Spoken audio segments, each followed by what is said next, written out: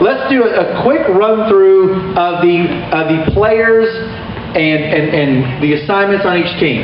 Okay. So, you gotta get right on that mic when you talk, so don't be shy.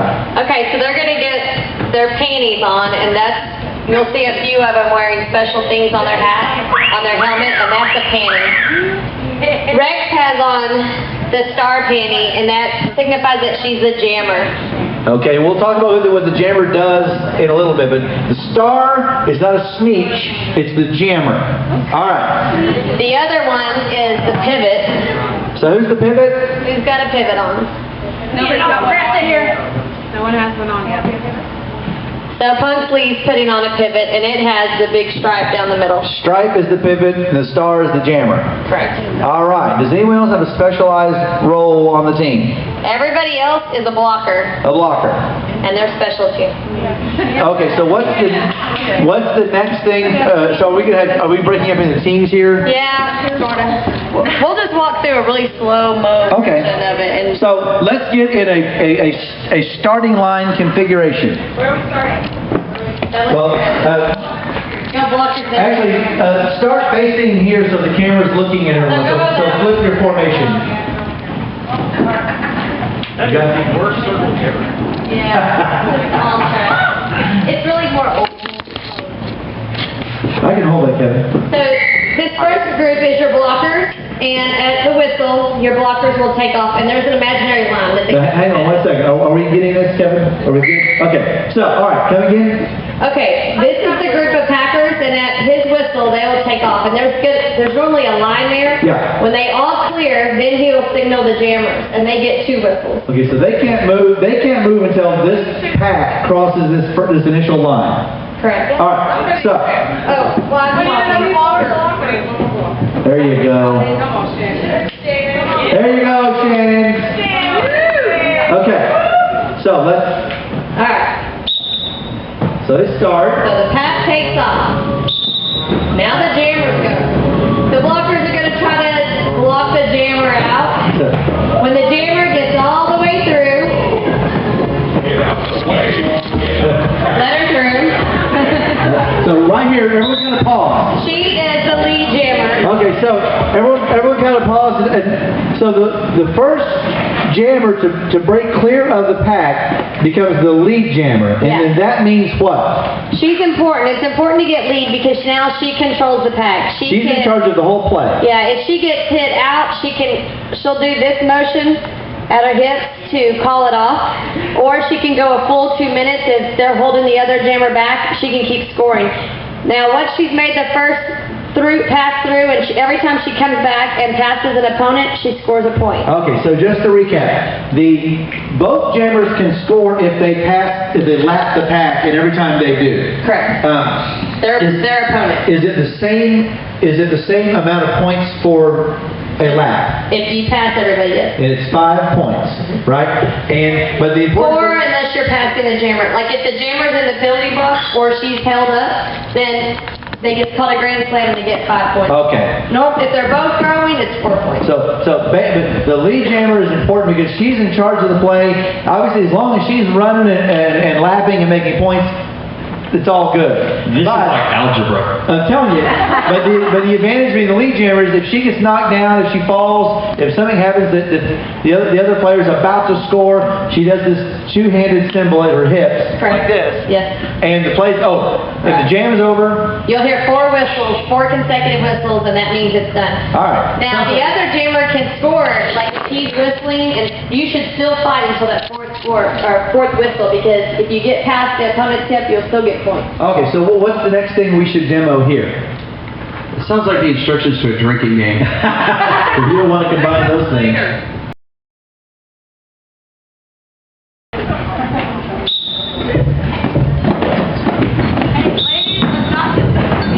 All right, here go the jammers.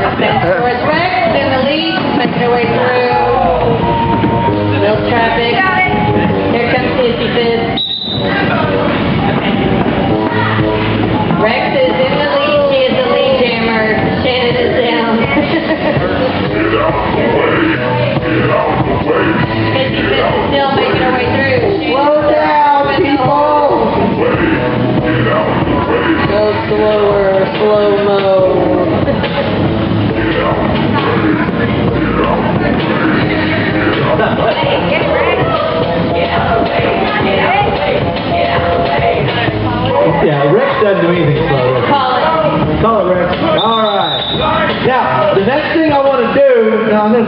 they have all these referees.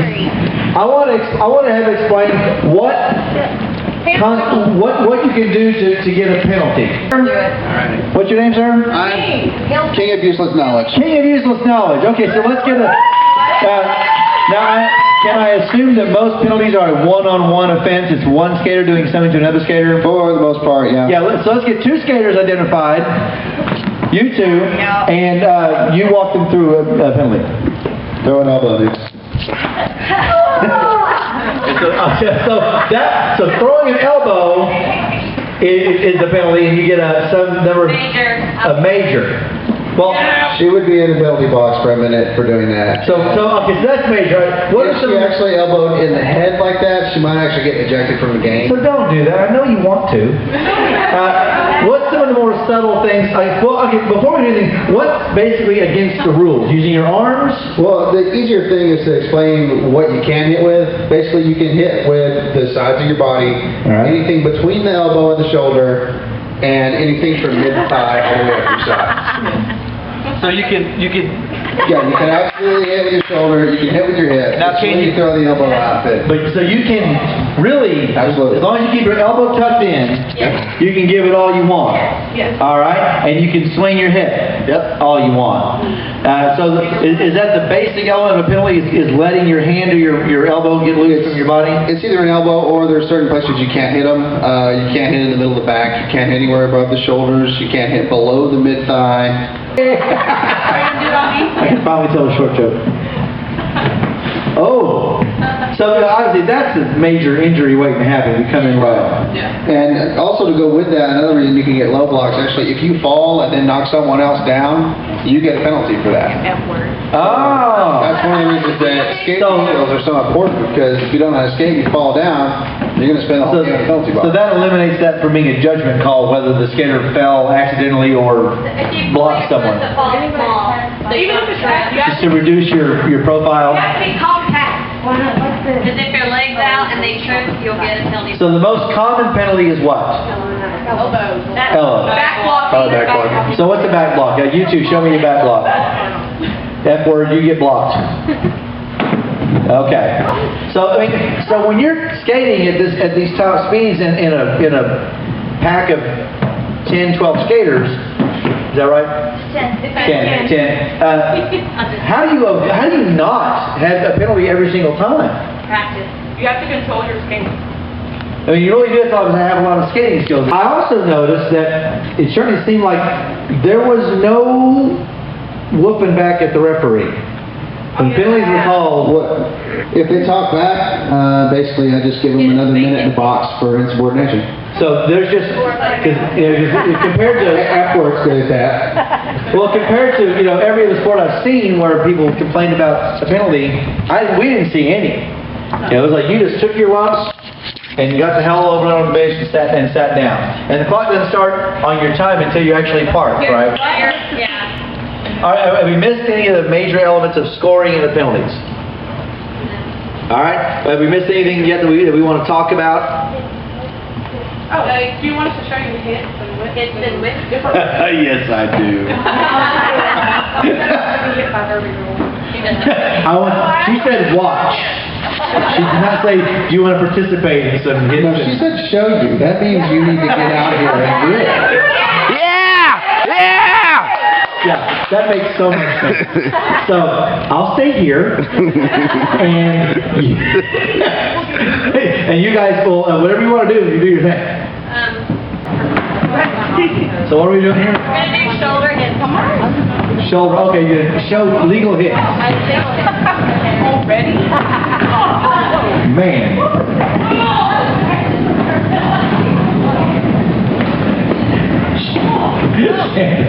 Careful, baby. So, King of Useless Knowledge, what's the... Okay, hits. What's the injury factor in these bouts? The home bouts that we've had and a couple of away bouts, we haven't had any injuries there. We've had several injuries in practice. Couple broken legs, right? We've had a couple broken legs. We've had some core muscle issues way back at the beginning before everybody was really conditioned. We had some knee injuries, some wrist injuries. One thing that's kind of unusual for these ladies, compared to everyone else is they're mostly proud of their injuries. You will see pictures on the internet of their bruises no matter what part of the body they're on. I know that the space you're skating in Impact is a little non-traditional. What's your plan going forward? Come here. I would love to see the Coliseum. Yeah, we hope to have our own venue in the future. Okay, you're Yeah, we want to find a warehouse or something with a good floor and, with like stadium seating, or Sure. always because that. We're Yeah. working up to that. Well, if we sell out our next bout, we'll get bleachers. yeah, if we sell out our next bout, we'll get bleachers at the Impact. And if we sell out all 4 bouts next season, they will let us be at the Coliseum. Well, all right. So community, and so and we'll wrap things up here. But I really love besides just being cool as hell and interesting and different. I love and like Diane was saying, you guys have made this your passion, and you're attacking it with on the business side, on the marketing side, on the promotional side. You aren't waiting for something to happen for you. You guys are out to make it happen. So my hat's off to you, folks. Round of applause for the Wichita Falls Derby Dames.